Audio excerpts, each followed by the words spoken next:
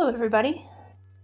In this tutorial I'm going to walk you through our very first introduction and lesson in Photopea.com, which is essentially Photoshop. So let's start off in our Google Classroom, go to classwork, scroll down to week 3 where we have our lesson Intro to Photopea. And we're going to start by downloading a photo that we can edit together. So here's our photo we're going to be editing. To download this, you're going to click on the dots in the upper right corner, click Open in New Window. Once you open in a new window, click on this icon up at the top right corner. It says Download, and you're going to download this right to your computer so that then you can upload it to Photopea and edit it. So we've downloaded our photo, so now we're going to go over to Photopea.com. So just type that into your web browser, Photopea.com. And this is a Photoshop equivalent that's free to use and there's no download required. Everything that you learn in Photopea is easily transferable into Photoshop. So we're going to start off, there's 2 ways to open your file. One, you can open a file folder and just drag and drop your photo into Photopea, or you can just simply click Open from Computer and we can search for our photo. Typically when you download stuff, it's going to go to your Downloads folder. So there's my bowl of fruit. Click on it, click Open, and give it a moment to load. Alright, here's our photo.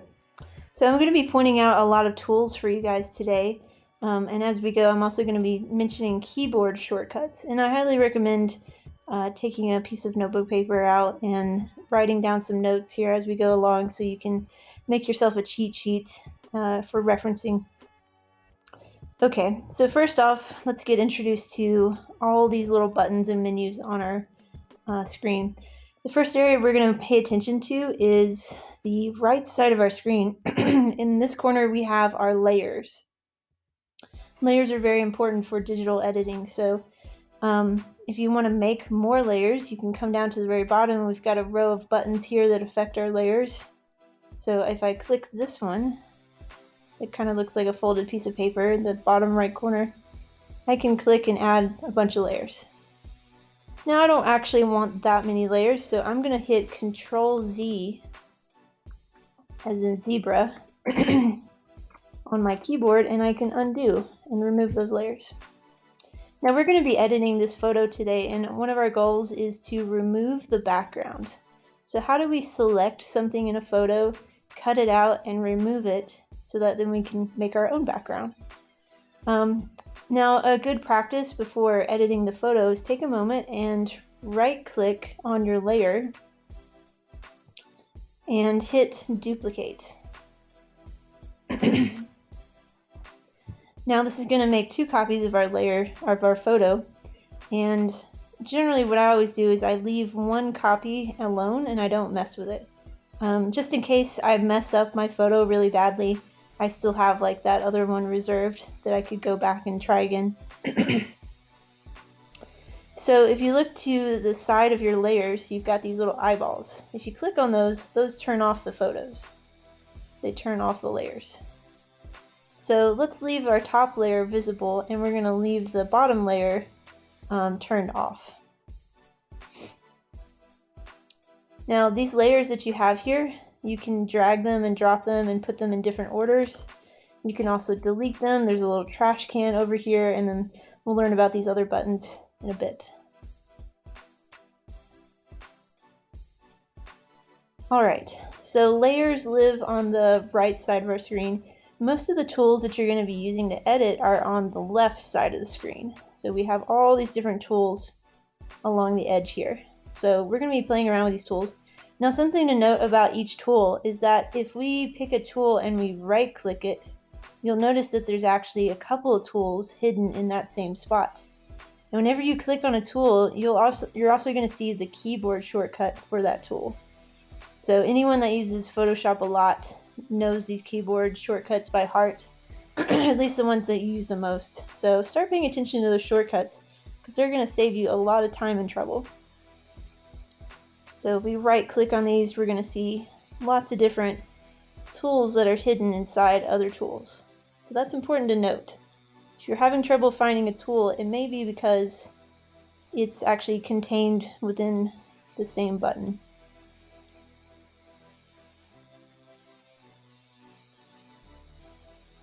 So the first tool you might want to introduce yourself to at the very top, this first one is called the Move tool, and that is literally just a mouse tool. It allows you to move things around in your photo. So if I click on that, I can move my photo around, right? Control Z, I can put it back. Now, what if I want to zoom in on my photo? So the keyboard shortcut for this is V for moving. If I want to zoom in, I can come down to the very bottom and we have this little magnifying glass for zoom. We can also use our keyboard shortcut of Z. So if I hit Z, or if I hit this button, I have a magnifying glass, and if I click my mouse and drag to the right or left, I can get really close to my photo. Now I'm zoomed in real close, but I'm zoomed into the part I don't want to see. So what if I want to look at another part of my picture, but I don't want to like move it around like I did there at the beginning? If you click on this hand tool, this allows you to just like scoot your picture around so you can go and see another area of it. But if we zoom out, you can see I'm not like messing up my photo. So if we hit H, that's the hand tool, and that just lets us move our picture around so we can see the area we want. So we use zoom tool and we drag it to the left, we can zoom out. Use this tool, it drags it around, it moves the photo. We use the H tool, hand tool, we can just move the canvas around. So those are the first couple things, just being able to navigate the space, right? Now our goal today is to try to select this bowl of fruit and cut it out of the picture and then replace the background with something of our choosing. So there's actually a lot of different ways to go about selecting things. One of the first things you can try is the lasso tool. Now the lasso is literally just where you use your mouse and you drag it and like, okay, so I've cut that out of my picture. But I want to have like a really nice clean edge, so I don't actually want to use the lasso tool in this case. Now, if you select something like I just did and you don't want it to be selected anymore, you're going to hold down Control and then D as in dog, and that will remove the selected area. So the lasso tool is one thing, but it's not quite what we're looking for today. The next thing we can try is the quick selection tool. So we come over to this little thing, looks like a jelly bean on the right side of your picture, and there's a couple of options. Now each one of these is a tool for selecting an area, so I would suggest trying them out and seeing which one works best for you. So we can try out the magic wand today, and we can try out the quick selection tool. So let's start with the quick selection tool and see how it does. So I'm going to right click on this button here, object selection, and I'm going to move down and pick out the quick selection. Alright, so whenever you click on any of these buttons on the left side, each tool creates a separate menu at the top. So you're going to notice the buttons at the top will change depending on which tool you're using. So in this case, something to note is that we have a plus and a minus button. So if we want to keep selecting more stuff, we can be on the plus side. If we want to subtract our selection, we might use the minus button. So basically with quick selection, you're going to drag it across, click and drag.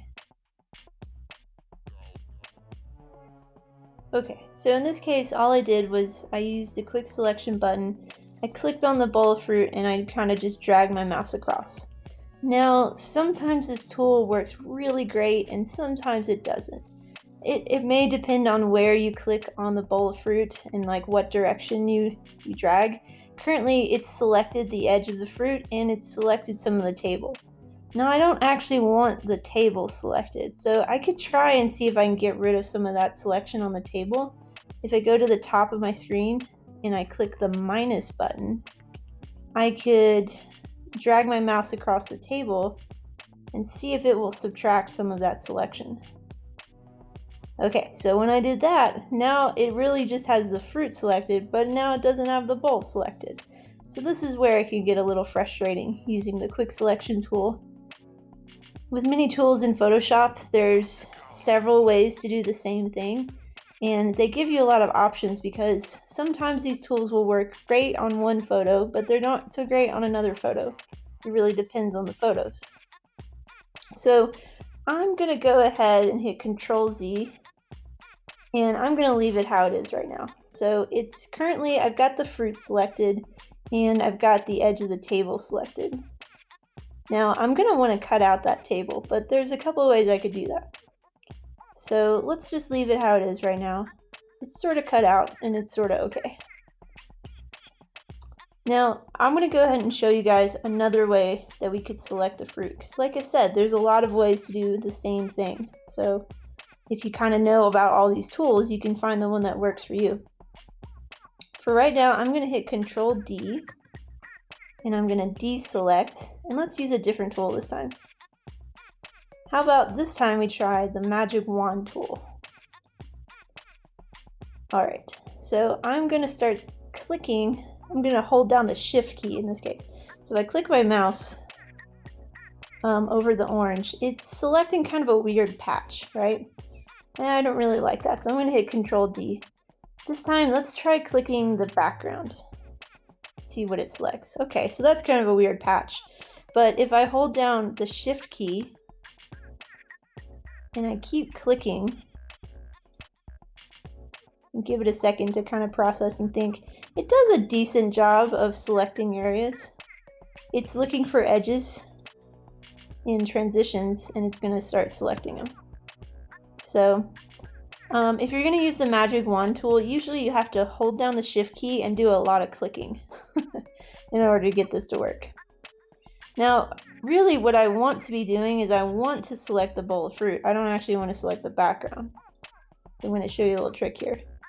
So if you did try the magic wand tool. Now, this is not a great selection, but just to kind of show you. If I wanted to, instead of selecting the background, select the fruit, I could come up here to the top and click select.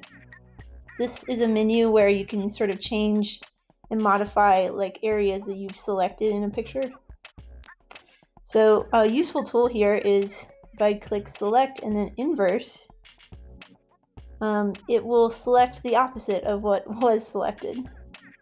But I don't really like the way that that's selected there.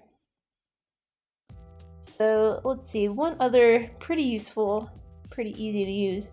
If we go up to the next level here, we have this little lasso tool. So one other thing you might try that might be a little easier for you is trying the magnetic lasso select. So this is kind of a, you can think of it like a magnet that wants to stick to the edges of things. So pick a spot on here and near the edge and click.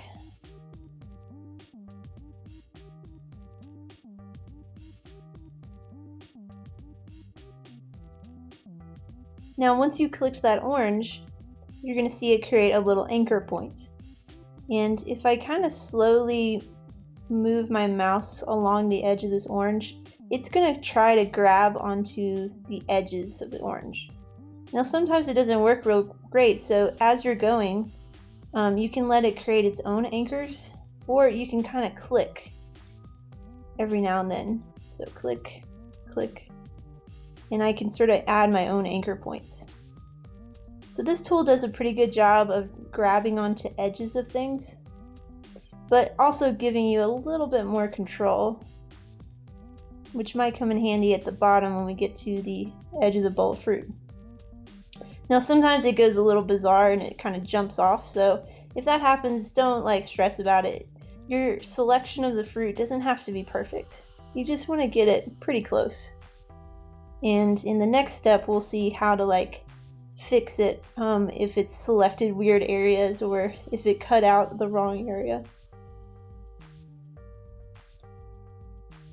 So as I'm going, I'm kind of letting this tool grab onto edges, but I'm also clicking my mouse to kind of create those little anchor points. And when you're using this tool, you've got to work your way all the way around the object until you can loop back around to where your first point was. Now it's likely that it's going to get a little lost in the shadow. Usually it gets confused around areas where there's not enough contrast.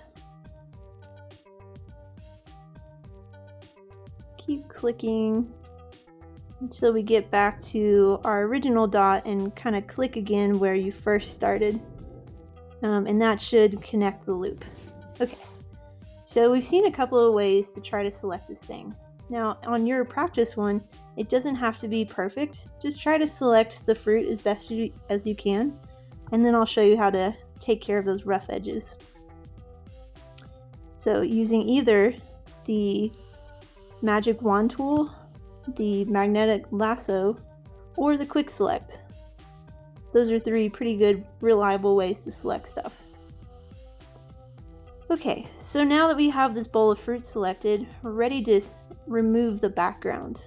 So we're going to use something called a mask, a clipping mask or a rastered mask.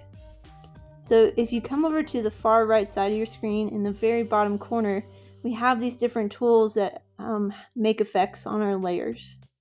So we're going to select the one that looks like a square with a circle in the middle, and as you hover above it, it'll say Add Raster Mask. Remember, if you're not sure which tool is right, you can always hover your mouse over the tool for a moment, and then the title of that tool will pop up. Now before I do this, make sure you're on the right layer. So you'll notice that my bottom layer is turned off, and then I have clicked the top layer. If you click on the wrong layer, this isn't going to work very well. So when things are not working correctly, ask yourself, am I clicked on the right layer? Oftentimes that is the cause of things not working correctly. Alright, so I've clicked the layer. Now I'm going to click on this little square with the circle, and voila! We have kind of a roughly cut out picture. Now you'll notice something new has popped up. When you look at your photo up here, there's now this like black and white little thing next to it. And you'll notice that the white shape is in the shape of your bowl of fruit. So the white area is the part of the photo that's still visible, and the black area has been eliminated. But a raster mask doesn't delete that stuff. We can still bring back things that are lost, and we can still work on the edges. So what we're going to do is we're actually going to draw on this little layer mask and try to make these edges look better. So before we do anything, make sure that you've clicked on that black and white shape that you have over here in your layer. So I don't want to be clicked here. I want to make sure I'm clicking on that black and white shape. Now I'm going to go ahead and use the zoom tool. So I'm going to hit Z for zoom, and I'm going to zoom in near some of these edges. Let's see, we'll pick a spot. I can use the H tool, the hand tool. I can scoot this over so I can get a good look at the edge. So I've definitely got a weird spot right here I need to fix. So down in the bottom, look at your left menu, the bottom corner. Currently I have two black squares. Yours might be a black and a white square. Those are our colors.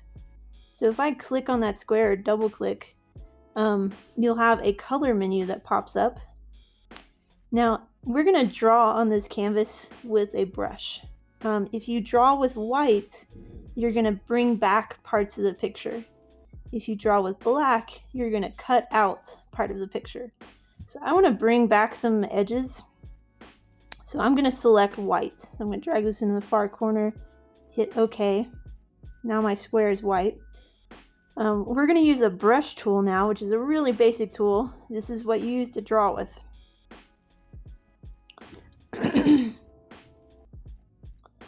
So if you come over here, there's a little icon, looks like a paintbrush. We click on that. Now we have a brush tool selected. If we right click, you'll see that there's also a pencil tool, a color replacement. But we're going to stick with the brush tool. For me, I use the keyboard shortcut B to make it a little faster. Now when we select brush at the top of our screen, we have some options. We can change the size of our brush manually. We can change the hardness. We can change the type of brush. Generally, when you first click on it, you're going to have just a basic solid hard edge brush. But if you want to make kind of softer edges, you might select one over here. If you're drawing with a drawing tablet, especially these two buttons can be really handy. So with a drawing tablet, if you select this button, it's going to make it pressure sensitive. So if you press down on the screen harder, it'll be darker, or if you draw softer, it'll be lighter. I'm using a mouse today, so that's not going to make a big difference because there's no pressure sensitivity, but that button's there. Now on your keyboard, if you want to make your brush bigger, you can see the circle here, use the bracket symbols. So you have the parentheses, right? But we're looking for brackets. The left bracket and the right bracket. If I click on the right bracket, it makes the brush a lot bigger. If I click on the left bracket, it makes it smaller. You can also manually change the size of the top, but that's kind of a hassle, so I always use the bracket keys. Alright, so I have a white paintbrush. I've selected the correct layer. I'm drawing on that black and white shape. And I come over here with my brush tool, make sure B for brush. And if I click and drag, look, our photo is actually still there. But by drawing on the layer mask that we created, we can either choose to bring back parts of it or delete parts of it. And so all you have to do to change this is either use a white color or use black. So when I draw with white, the photo comes back. If I come down here and switch to the black color, I can then erase.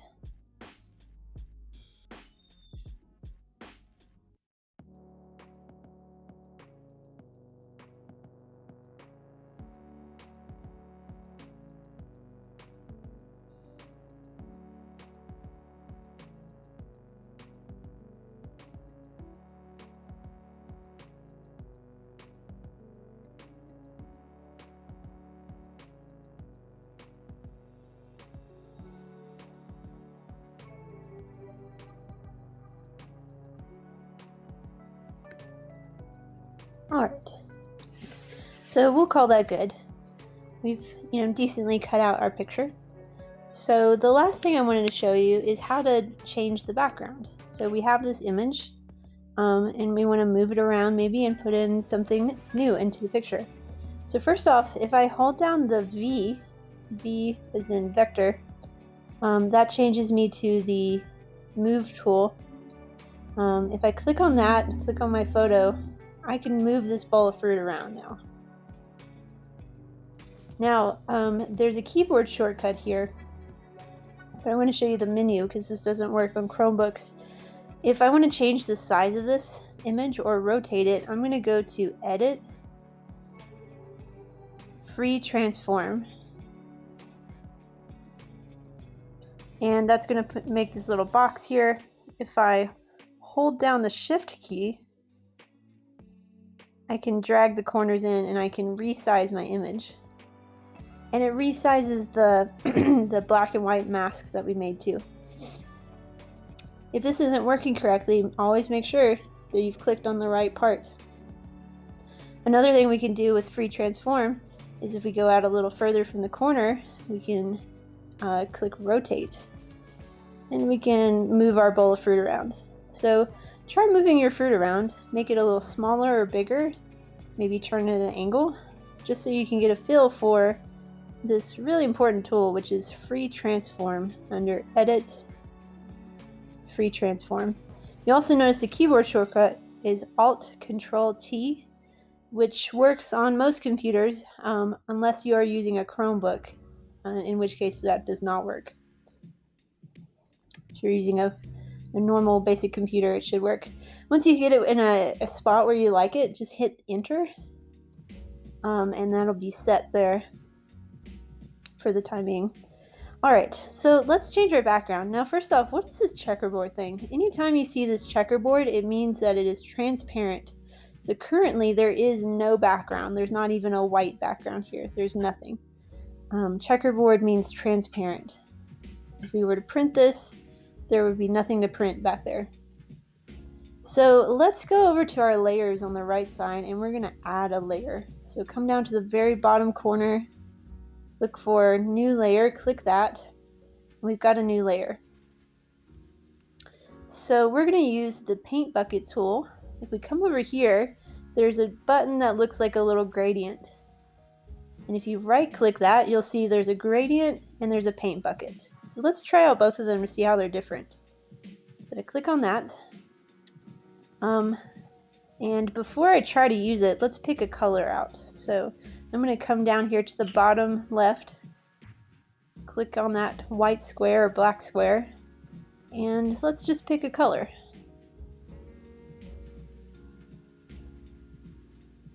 Doesn't matter what color. So I've got the paint bucket selected, and I'm just going to click on my canvas. And there you go, it fills in the entire space. But hold on, our bowl of fruit's gone. So how do we make it so that this is the background? So all you need to do is change the order of the layers on the right side. So if you click on a layer, you can actually drag it and move it around. So I can click on layer number 1 and drag it so it's underneath that photo, right? These are kind of like stacks of paper, right? And the top one is the top piece of paper. So now we have a background and we can see our bowl of fruit. Now let's try out the gradient tool and see how that's different. So I can click gradient tool, and notice up here at the top how that menu changed. Now before I use the gradient tool, always make sure you're on the right layer. So I'm clicked, currently I'm on the layer number 1. If you click on this menu here, you'll see you have a bunch of options. So if I want a gradient that goes from black to purple, I can go with that. If I want a gradient that's clear, transparent to some degree, I can do that. Or there's these kind of other options. If I double click on this, I can change the color of my gradient. So let's do something different. We'll do some crazy colors here. I'm going to pick a pink color, and instead of black, I'm going to double click here and we'll do yellow. So now I have a gradient that goes pink to yellow. That looks cool. So to use the gradient tool, instead of just clicking, I'm going to click and drag my mouse. And the direction I drag this line is the direction the gradient will go. So I click and drag, and it'll make a gradient from one corner to the other. Now, if instead of dragging from the corner, if I drag from the top, I can make my gradient go a different direction. You have a couple other options here too. If you click on the menu at the top that says linear and change that to radial, we can make a circular gradient. So it comes out from the center. And if you want this to be reversed, you can go up to the top and click reverse, and it will reverse your gradient. So for example, you could click behind your bowl of fruit and drag outward, and it kind of makes a radiating gradient. So play around with that and see which one looks the coolest to you. You can try these other things here. Remember, checkerboard means clear, so this one is kind of cool because it makes a partially clear gradient. Personally, I kind of like the way the linear looks, so let's do that.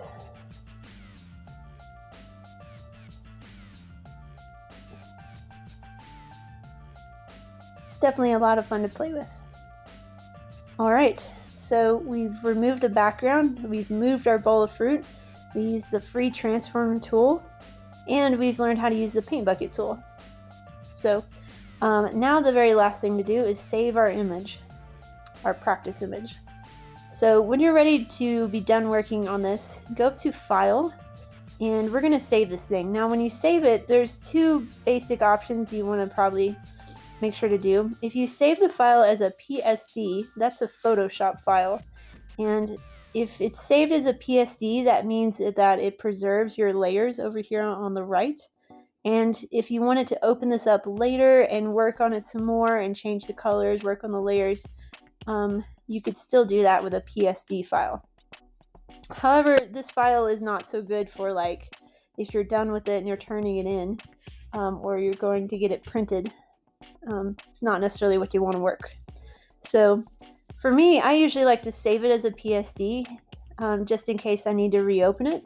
And if I'm going to be turning in the artwork, I'm going to go ahead and export as JPEG. JPEGs are a pretty basic, universal flat photo. So a JPEG is not going to have layers, it's just going to be a basic photo. Occasionally we may also use PNG, which is where PNG files preserve clear and transparent areas, if you have any. Today we don't have any transparent areas, so we're just going to save it as a basic JPEG. And when you do this, it's going to export and download this to your computer. It gives you some options here. You can change the quality. You usually just hit save, and it should download into your downloads. So there you go. So this I can now upload into Google Classroom, or I could put it in a PowerPoint. I can pretty much do whatever I want because it's just a basic photo. Just in case though, I'm going to also save it as a PSD. So if I need to reopen this later to fix something, I can still do that really easily. It's always a good idea to save it in multiple formats. And you can see down here at the bottom is my PSD file. You may want to go in there and retitle it if it has a weird name like this. So once you're done working on this, you're going to want to head back over to your Google Classroom. And for this assignment, you're going to upload it under week 4, assignment, bowl of fruit practice. So right here, you can just upload the downloaded JPEG photo and you're all set.